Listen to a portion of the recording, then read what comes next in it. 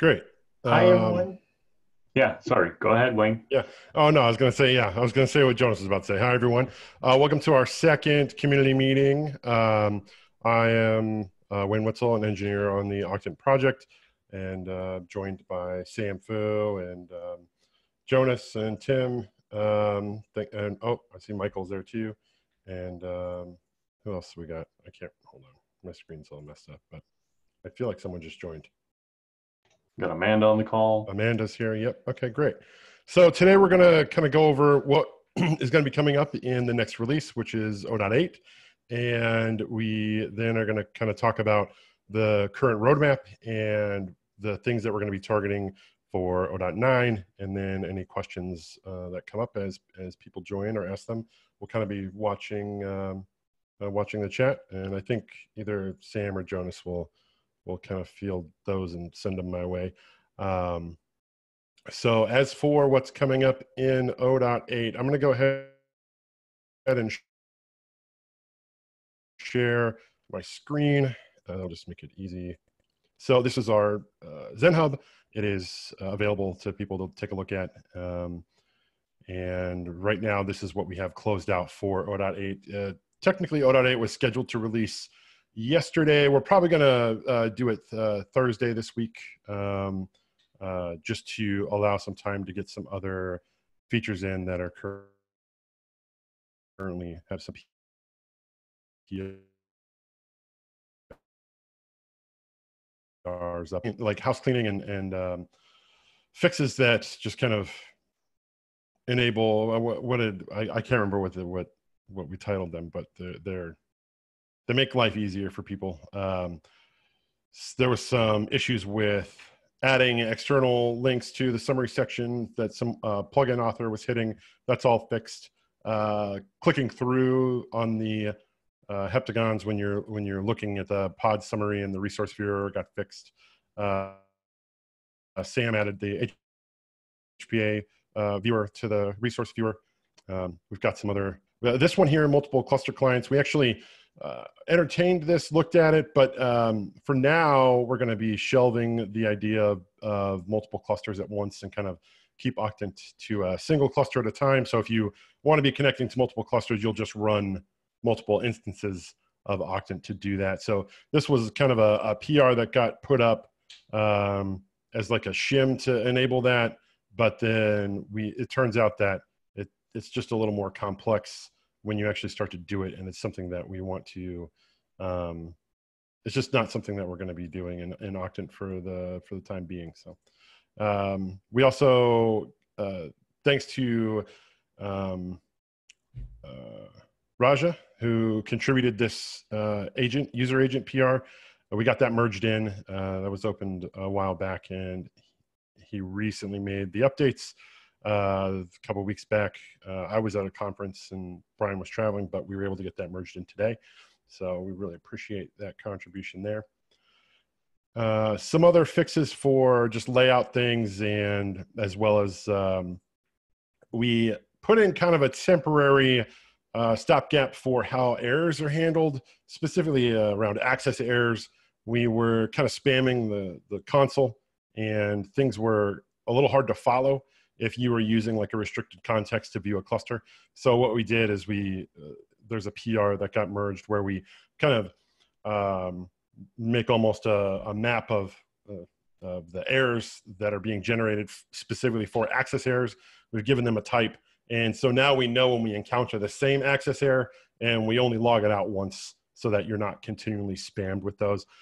For now, it is considered more of a permanent error. And the idea is that if that was something you wanted to resolve, you would fix your context, restart Octant, and it would be resolved. So that should make the usage for people who are using this in a restricted environment much better. So that covers most of and a thing that we landed just recently today actually is we fixed the initial namespace flag. There was a couple errors around that. The initial namespace was still launching into default, which was a regression from a previous release. And then Sam also got a fix in there for when you have a bad namespace, instead of just Octant being blank, you actually get a warning alert. There were some other things that were added that are not showing up in this list just because I haven't tagged them properly, but alerting, we have some proper alerting now because as mentioned for 0.7, we switched over to WebSockets, and we're able to now do like directed alerts of things that are happening. I can demo some of that here in a second. And I think that is kind of covers what's going to be in 0.8. A lot of bug fixes, a lot of like ease of life fixes, like they make things easier for people, and that. So I can show some of the namespace work that just happened to have it up already. So this is just a demo here that I'm in, but a good example would be if I specifically were to go to some bad namespace, it will give me a error that the namespace does not exist. So, and there's other, this is a common case of when you launch Octant in a restricted context and you don't actually have access to that namespace, the default namespace. You know, this will at least now give you a warning that the namespace does not exist. And then if you go into the console, you'll also see the access error. So that'll kind of help people. If you look at our issue key, you can see there's a lot of issues of people saying, "Hey, I launched Octant and it's just sitting on a blank page. What's going on?" These kind of the alerts plus the refinement with access errors, not spamming so much, kind of help people diagnose what's going on, and they'll see that that they just need to set the namespace when they launch Octant. So that was all good work. As for what's coming up next, I wanted to kind of pull up our roadmap and just talk about what we're going to be focusing on and kind of where things are going. So this roadmap was originally drafted by Brian about 3 months ago, and it's still fairly up to date. There's some things that might need some refinement and that may be missing, but for the most part, this is still our goal for Octant. And so in line with these goals, we are drafting up some kind of proposals that you are going to see land in the Octant repo under a proposals folder. We're not doing an official like Octant enhancement proposal thing yet. For now, we're just going to be collecting them there. They'll be going up as PRs so that the community can engage with them and leave comments and feedback on them as we're kind of fleshing these ideas out. But the ones that we're going to be trying to target for the next release are more editing of objects within Kubernetes. We already have some of that now with deployments, being able to scale them up and down, being able to set your images and things like that. So we're going to be looking at trying to get more of those in place. Potentially add the ability for plugins to kind of extend in this area, and get some better documentation around this new action model that we have that kind of enables you to create custom actions which get attached to the things that happen within Octant. That is, actions are what we use to kind of power all of our current editing capabilities. And so we'll continue to move forward with that framework for our editing. Another thing that we are currently, there's a draft PR up for, is and this covers kind of upgrading the kubectl experience, is being able to exec within a container. That's a very common and popular thing that you do when you're working with a cluster, especially when you're trying to maybe diagnose some things, or you're building new images and testing them. And a lot of times you'll package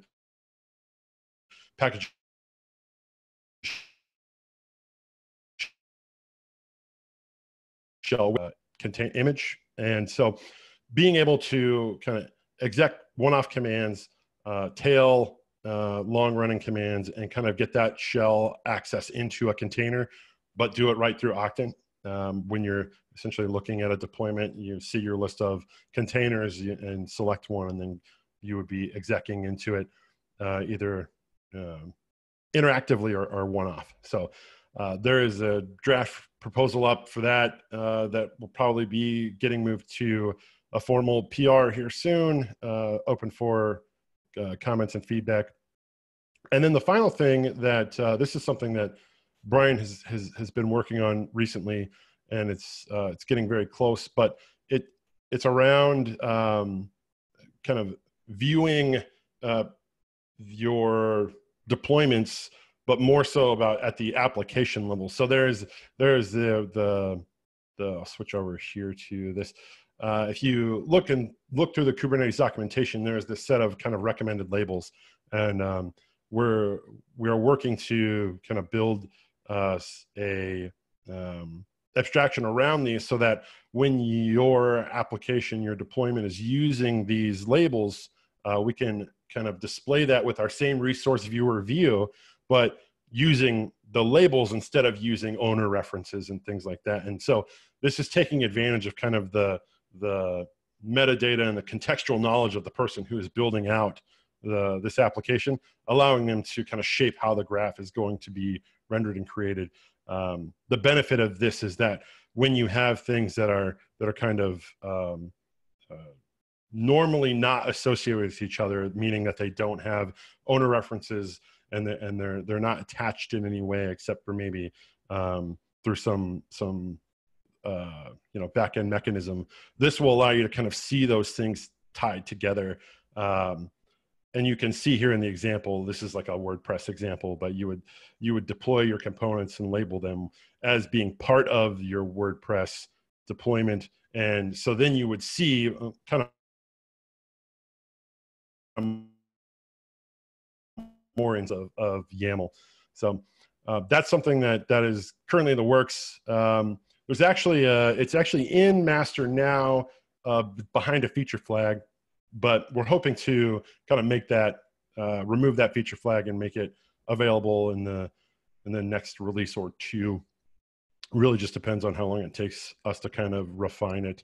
And to kind of extend on that, this idea would also be start to include tools like Helm, right, where they have a set of labels that they use to kind of track their things under their management, and we want to support those popular tools as well.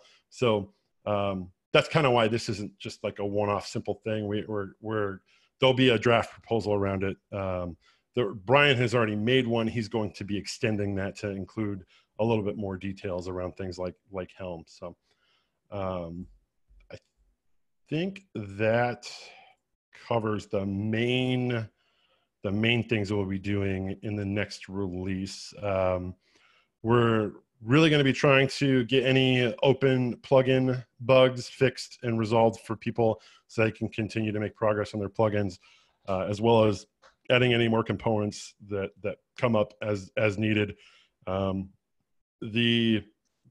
think the final thing is we've identified some performance and some memory issues that we have like a pattern of where they're happening.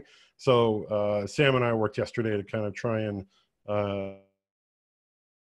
narrow down where some of the larger memory usage issue is coming from, and I think we have a good idea for that. So hopefully that will be something that might even land in this 0.8 release, depending on our progress on it this week, but definitely will be in the next release. We will probably hold the next release until the memory issue is fixed. It's a very important one to get resolved. And that's it. That's all I have for right now. So if there are any questions, I don't see any in the doc yet. So yeah, if anyone on the call has any. Yeah, I got one question, Wayne. So just looking on the GitHub and ZenHub board, 0.8 was supposed to be released yesterday. That was the arbitrary date that was set. Yep. But you said you'll keep working on 0.8 this week. Do you know roughly when you're ready to ship the new release? Yeah, I think we'll target Thursday. I just want to give some time for potentially solving this memory issue that we found and landing some of the other smaller things that are still in the current release. So yeah, so Thursday we'll go ahead and cut a release, even if we haven't gotten those things in there. I just wanted to give it a couple extra days of more of like a just in case. Okay, yeah, sounds good. Well, I mean, realistically, there's nothing waiting or wait, right? And I think Tim asked a very good question that I had as well. Like, why not hold or wait for some of the memory issues? When I discussed with Brian in the past, maybe we had a little bit of leeway to release or wait. Yeah, and we do. I think that it will really, if we feel like we're making good progress on the memory issue, then we'll post a message in the main channel and let people know that we're going to hold the release until we get it fixed. I think what I want to do is use these next couple of days to kind of observe our progress on it.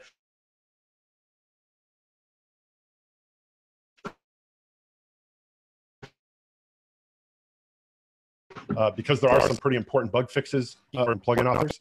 And so I'd like to get those out. But if we are making really good progress on the memory issue and we feel like it's something where we just need a couple more days, then yeah, we would hold the release until Monday or Tuesday next week.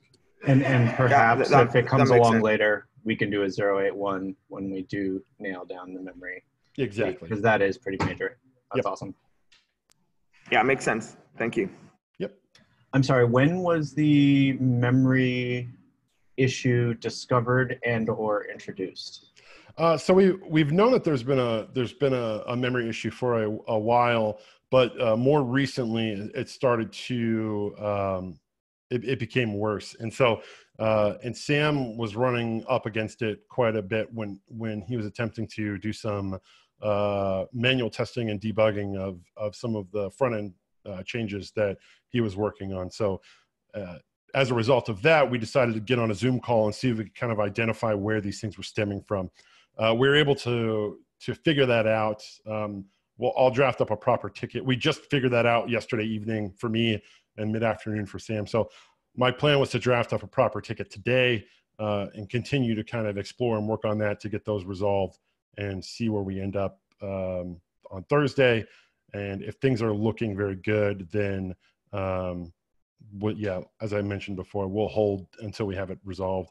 But if we're not getting any traction on it, we'll release 0.8 and then do a minor fix as soon as the memory issue is taken care of. Cool. Yeah. Amanda asks here, we're not doing a release candidate? No. So being that we're still in the O.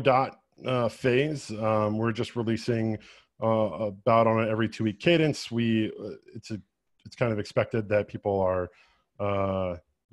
these are all RCs, if you will. It's still, they're all betas. So yeah, we'll formalize our release process a bit more as we start to approach what we feel is going to be our 1.0 milestone. Then we'll look at kind of like an approach to doing different releases. Awesome. Just a quick update as well. We talked about this last time.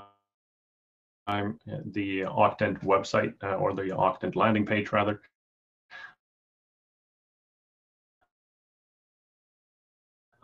During the next community call, we'll definitely we should have something up online.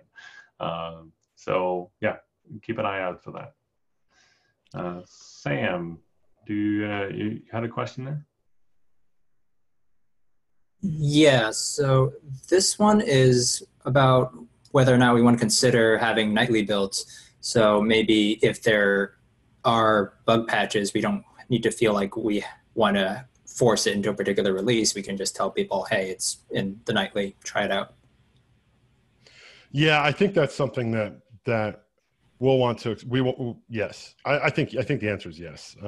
It's just a matter of carving out some time to get that pipeline set up and doing it. I really don't see a downside, especially right now, to having a nightly a build that we can point people to. And this would definitely, especially for plugin authors, let them get access to fixes as quick as possible. So yeah, I think that's a great idea. We'll do it.